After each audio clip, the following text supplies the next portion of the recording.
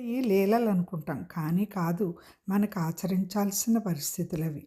ఒకరోజు చిన్న కృష్ణుడు తన స్నేహితులతో కలిసి యమునా నది దగ్గర ఆడుకుంటున్నాడు. గ్రామంలోని వారందరూ ఆ నది దగ్గరికి వెళ్ళటానికి చాలా భయపడేవారు.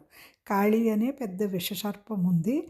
పక్షులు కూడా రావు అక్కడికి. ఆ పాము విషం వల్ల నీరు కలుషితమై పక్షులు చచ్చిపోతుంటాయి. కృష్ణుడు ఇది చూసి మన గ్రామానికి భయం ఉండకూడదు కదా, ప్రజలకి రక్షణ కావాలి అనుకుని వెంటనే యమునా నదిలో దూకాడు. అందరూ చాలా భయపడ్డారు. కాళీపాము కోపంగా అతన్ని చుట్టేసింది. కాళీ కానీ కృష్ణుడు ప్రశాంతంగా కాళీని నిడిపించుకుని అతని తలపై నాట్యం చేయడం మొదలుపెట్టాడు. అప్పుడు కాళీయుడు తన తప్పు తెలుసుకుని కృష్ణ క్షమించని ప్రార్థించాడు.